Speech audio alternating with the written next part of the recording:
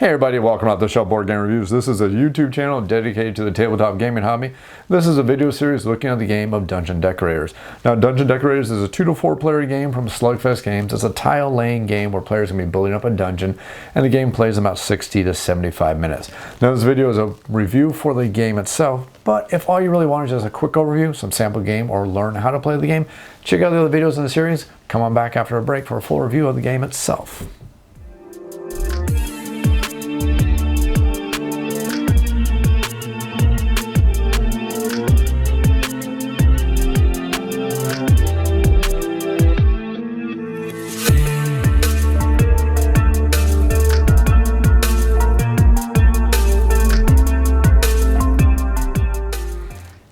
Dungeon Decorators is a 2 to 4 player game of tile laying where the players are competing to go ahead and build the best dungeon, which is going to interest the dungeon overlords who are going to come join your dungeon and score you victory points. The basic idea of the game is every single round is going to start off with a draft. Players in player order are going to draft any one of the tiles that are available, and they're simply going to draft a dungeon tile, and they're going to add that tile to the dungeon. It may be a room which they're going to add onto their dungeon, or it could be a corridor that they're going to add onto their dungeon, or it could be various different things that are going to possibly give them victory points, because the basic idea of the game is you're trying to make a dungeon that these overlords want to come to. Some overlords like dungeons that have lots of different colors on them. Some overlords like dungeons that have different kind of decorations. Some overlords just want you to do different things, and the things that you do are going to change or influence the kind of dungeon lords and what they want to do and what they specifically want from their dungeon.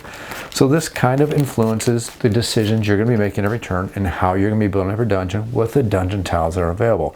So this is your standard tile laying game. You're basically going to have the tiles going to be drawn every single round. They're going to be played out on this board for the players. Players are going to continue to draft, and we're going to go over multiple different rounds. The game is going to come to an end once we manage to draw the tiles from the bag, which has the hourglass symbol on it. Once we've drawn the third hourglass symbol, the game is going to come to an end, and we're going to add up our victory points. We're going to get victory points based on how well we satisfied the needs of the dungeon lords. We're also getting victory points just based on the variety of our dungeon. We get victory points for stars that are face up in our dungeon. We'll get victory points for the different colors that we laid out on the dungeon. But basically, we're just trying to do things to get the victory points based on cards that may be in our hand, which are looking for shapes in our dungeon as we're playing. We may be trying to get decorations as we're playing, but basically, as we play the game, we're doing these things to fill these requirements, to build up our dungeon, to get the victory points to win the game at the end. Now, Dungeon Decorators has a super light theme, and this is your standard tile laying game. Like I've already mentioned, we're just basically doing all these things. What this game brings that is a little bit more unique to these kind of games is this game does have a lot of variety and a lot of randomness in it, and depending on how you feel about randomness, that may influence your decisions on just how much you like this game. Now, this game does have a randomized game ending, which is going to happen after we put the blue bag away, which means once 50 tiles have gone through, we're going to pull out the red bag, and that's going to possibly bring about the end game, because once we draw that third randomly added hourglass that's currently in the red bag, once it comes out, it's going to end the game. So there is a randomizer on this game with the way the tiles are going to come out. This game also has a large randomizer with the way the cards are going to come out. Now, you see that there are a large amount of cards in this game, and the way you're going to be playing your hand, the way you're going to be making your decisions is going to be based on the cards that you have in your hand. But again, this is a large randomizer because you're going to see some of these cards are supposedly easy to make happen. They're not going to be worth a lot of victory points. For example, if you just get a yellow corridor and a room, hey, you can score 3 victory points. If you get 2 rooms next to each other that each have 1 decoration on them a piece, you're going to score 6 victory points. If we make a plus symbol with a star in a symbol, hey, we may get 8 victory points, but some of them are going to be a lot more challenging, such as in the room in the center of 4 different corridors.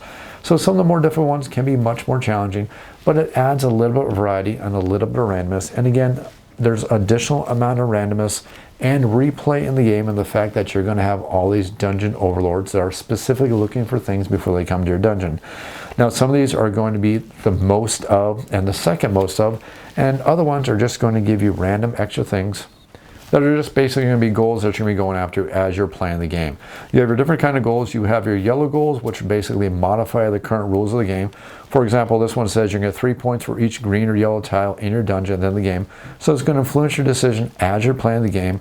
And then you have your end game goals, which is basically whoever has the most of is going to score 10. Whoever scores second most is going to gain 4. Everybody else gets 0. And the basic ones are such as ones like here. It says the player with the fulfillment decoration goals the most of is going to gain more victory points. So basically it's going to add a little bit to the variety and the replay of the game, and it does have a very light theme to this game. This game is very family friendly when you're looking at the theme. This is basically a game that you can sit down with anybody at the table. Nobody's going to be bothered by the theme because it's super light. We're not sword and sorcery, we're not dungeon crawling, we're not doing any of these things. It's a very nice, easy tile laying game, a very nice theme, and a very easy game to teach, to show people how to play, and people can play, so there's enough variety in the game to ensure that every single time you play the game, it's going to play differently. And it's probably good that this game is going to play differently every time you play the game, because this game is random as heck. The basic idea of the game, or the way the game plays, this game has a whole bunch of randomness thrown in the game, which makes this an extremely game that is really going to steer towards the luck realm of things. Now, if you've been around my channel for a while, you know I am not the biggest fan of luck. I prefer strategy and tactics when it comes to my games, and I prefer to minimize luck, and this is something that this game definitely does not do. There's a lot of luck involved in this game based on the way the tiles are going to come out of the bag every time you play the game.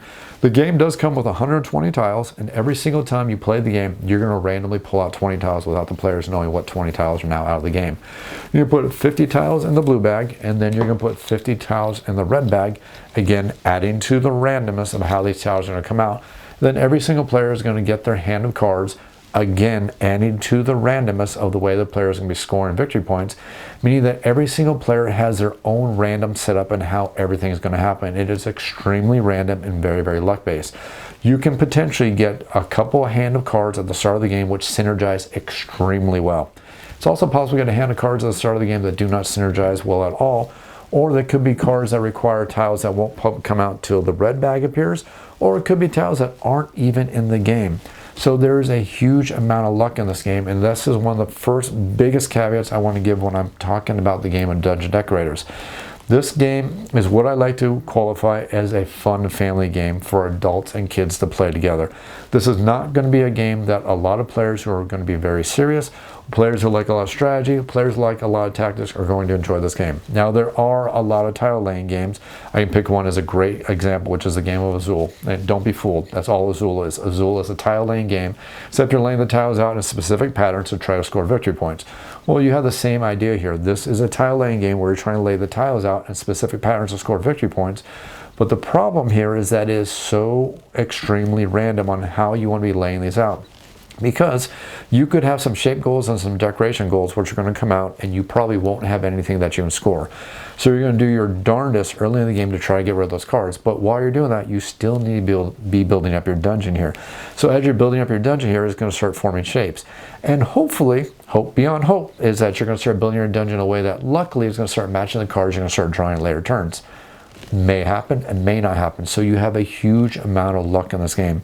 Not only that, you also have the fact that things can just really go against you in this game.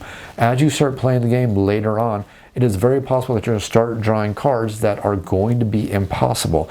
There are some shape gold tiles in here that, just to show you a couple of them, just to show you how challenging some of these can be, especially in the later game. You have one right here, which is the throne room of the daunting approach. If you got this out as one of your first couple cards, there's probably a good chance you can build this because it's very easy at corridors. Matter of fact, if you look at the player board I have right here, looking at this one right here, we probably could have almost built this one if we would have changed things just a little bit. We probably could have made this one happen possibly. Well, probably would have took a couple different things. But you see that as you go on, these tiles are going to come out and make it much harder to go ahead and make these decorations. I mean, look at that one. That one's pretty darn challenging. If you got this out early, sure, no problem. If you got this out in the late game, you're basically going to go, well, there's a dead card in my hand. Not only that, you may have these cards in your hand that are going to be relying on colors that pop out that either may never come out, because let's say we have a whole bunch of purple that's all in the red bag right here. Maybe we got one or two purple in the blue bag just at the start of the game. Maybe, just maybe, you got one of those purple card tiles, or maybe you got one of those blue tiles, assuming that another player didn't get to it first. Maybe you got lucky there. But if the next tile you need is in this red bag and you're waiting for that tile to come out, again, you're building up your dungeon, and your dungeon is slowly working against you. So there's just a large amount of luck in this game, and that's one thing I need to coach upon anybody who's looking at this game. If you don't like a lot of luck in your games, this is not a game you're going to like. Now, I personally can forgive randomness, and I can forgive luck in a game if a game doesn't overstay its welcome, and if the game is actually enjoyable to play. If it's a game that I actually can look out there and say, hey, this game looks great on the table, it's okay, we're kind of building something, and what we're building looks really, really cool, and it's fun to build up, then I can kind of look past when we have the whole bunch of luck and randomness in a game. But unfortunately, this game doesn't even look that great when it comes to playing the game itself. Now, I have played numerous tile laying games. I actually really do enjoy tile laying games quite a bit. Actually, I enjoy the game of Azul quite a bit. You can look at the games such as Overboss, and you see that it is possible to have a tile laying game that looks pretty darn good. That's not the case here. This is a game that looks so darn generic and looks so darn basic, it's actually not even that much of a pleasure or a joy to even look at the game. You look at the artwork for this game, for all the decorations, and it looks like they chose the most basic artwork and symbols that they could have picked for a game. It doesn't even look that great. The tiles themselves look fairly bland, and I could sit here and harp about how I thought this is very bland, but let's just go ahead and compare this. Let's go ahead and compare this to a game such as Overboss. Look at the game of Overboss. You have these tiles that are actually larger. They're colorful. They look really cool. Yeah, now granted, I know it's 8-bit graphics. That may or may not be something that you like, but it just looks good when you look at the game of Overboss. Look at the game of Azul. Those simple little tiles, they have a very wonderful tactile experience. They feel heavy. There's a nice weight to them. When you lay them on your board, it creates this nice pattern, all these colors. It's a joy to look at. And Azul is a super darn easy design game. It's a board with some tiles, and some tiles have some color to them, but it looks good. There's a nice look to the game. This game right here, completely ignoring the bosses, because the bosses are the only place you're going to see the artwork, and it's super cartoony, family-friendly artwork for the most part, which is pretty darn nice. I mean, you can look at this artwork, and you don't have to feel bad about kids looking at it. I mean, you have the goblin pirate, ooh, not that big a scary thing. You have the fire elemental, ooh, not really that scary. So it's super duper fairly family-friendly. But beyond that, it is so bland.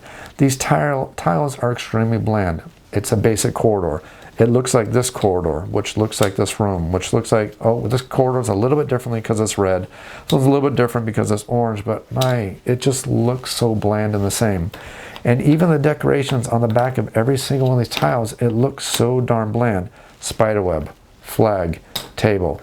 It's boring, boring black and white. And this is one of those games that I can guarantee you, the more you play, because the tiles right here are not terrible when it comes to thickness, but again, they're not great when it comes to thickness. But black ink on tiles is one of the worst things that you can do on anything that's going to be handled a lot. Anything that's going to have lots of damage from it, from being in bags or anything like that, where they're going to be dinging against each other like this, the black is going to start showing wear and tear extremely quickly.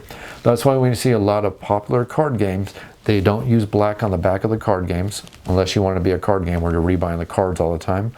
Or when it comes to tile games, again, you don't see a lot of black on the back of the tiles because black wears off so quickly and it starts making them start looking ragged and dogged very, very quickly. Now, this game has seen 7 plays right now, and I am reviewing this after 7 plays because I know people like to know how many times you play a game. Generally speaking, I always try to play a game more than 7 times. I usually try to look for about 10 plays before I review a game. But I'm actually at the point now where the more I'm playing this game, the more and more I'm starting to see the warts of this game, especially when it comes just to the looks of the game. I mean, that's just so bland. It's so boring. I look at this and I'm like going, it's okay.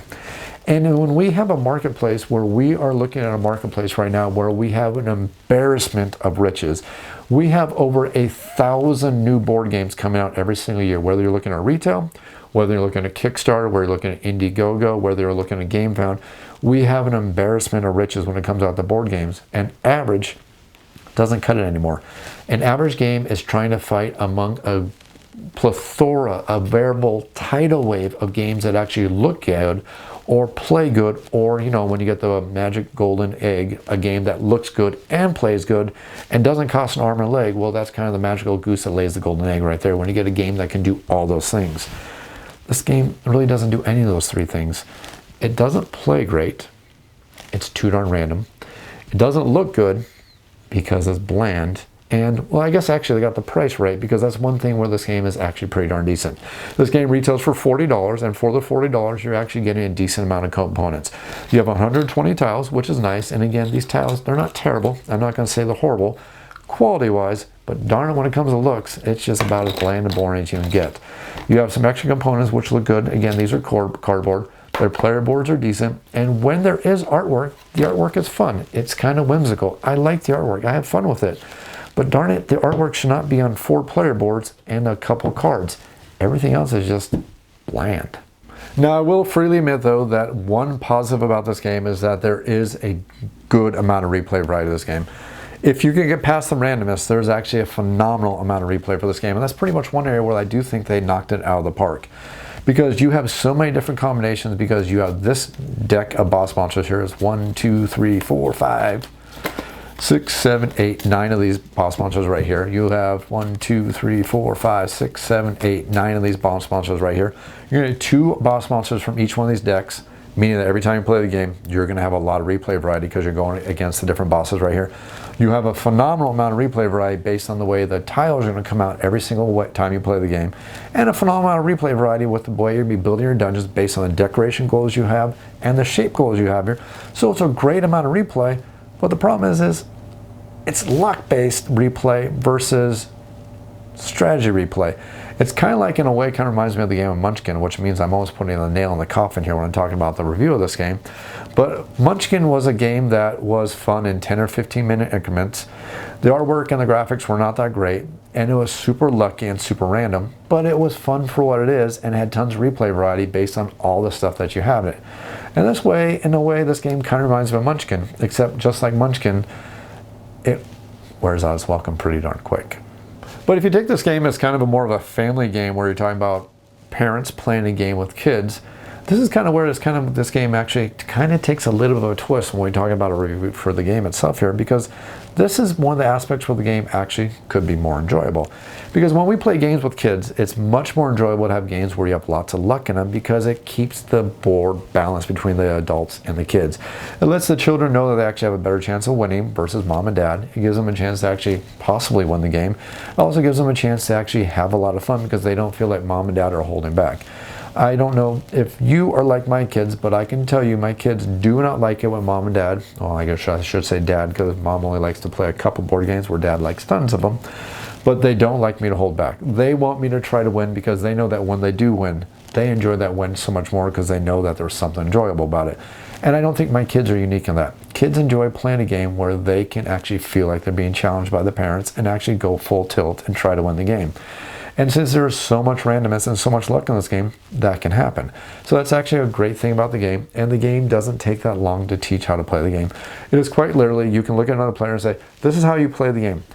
Pick a tile, add the tile to your dungeon. If there's any special action that's available to the tile, I'll explain when we get there, and you're either going to build up your dungeon or you're going to decorate your dungeon based on the cards that are in your hand. If you don't like the cards that are in your hand, you're going to take a random tile, you're going to get rid of one of your cards and replace with another card, and you're going to keep going, and we're going to keep doing this until the red bag tells us to stop playing. Whoever has the most amount of victory points will be the winner of the game. It's super simple to teach how to play the game, and that is really good. And again, it doesn't take that long to understand. It really doesn't take that long to master the game. You can pretty much say that, hey, we know there's going to be random. We know that things are going to come out random. Different things may happen. Your cards may not be in your favor, but hey, at least you'll build a dungeon, which could be kind of fun for you. Now, the game does play from 2 to 4 players, and it is pretty good at all the player counts. I mean, okay, I'm saying it's pretty good at all player counts. What I really should say is the game plays the same at all the player counts. I find no difference between a 2-player game and a 4-player game, except that in a 2-player game, you're going to have many more choices on your turn because you're going to be choosing between 1 of 4 tiles or maybe 1 of 3 tiles, whereas in a 4-player game, when you're the 4th player for a round, you basically have 1 tile to choose from, or you have a random choice in the bag. So, well, I guess that's more talking about the luck factor involved in everything there. But it also means the strategy, where it means that when you're playing with a higher player count, you want to try to make sure that you're the first player every single turn, or at least as far up in the player order as possible. But when we're talking about a 2-player game, it's not quite as important because you have lots of tiles to choose from.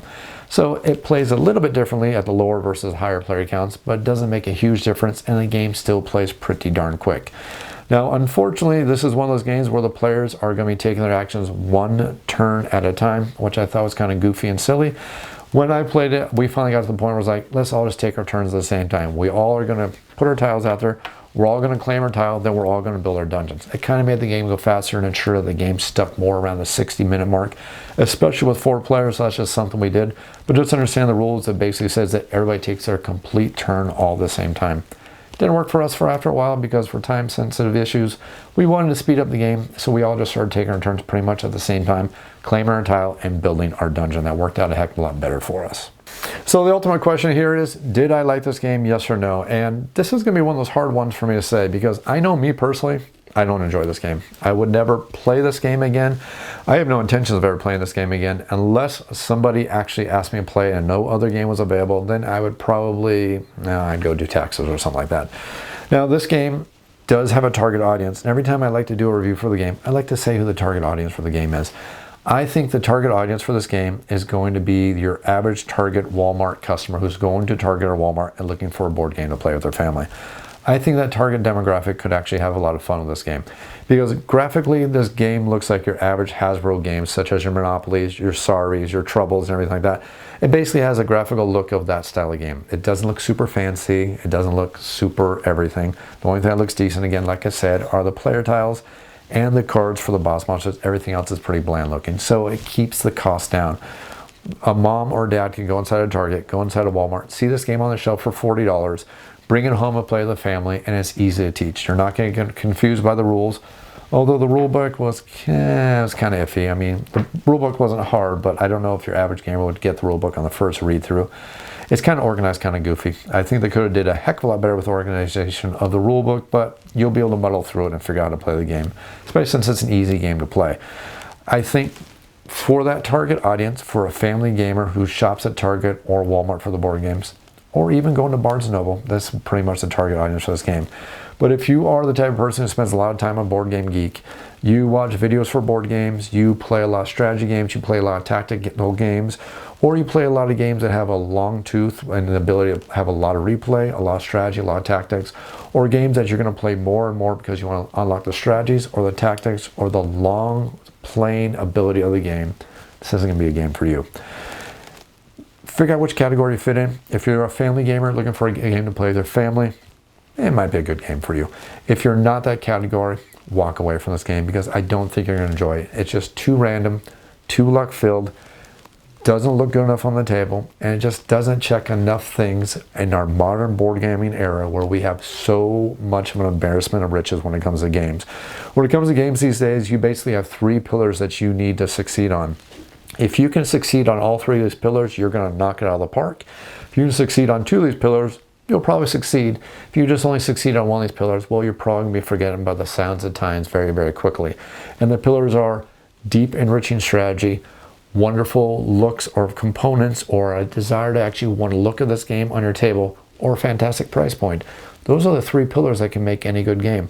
If you have a game that's got a fantastic price point, looks great, plays great, you have a winner that's going to knock it out of the park. Or you can have a game that only meets 2 of those pillars and you'll be okay.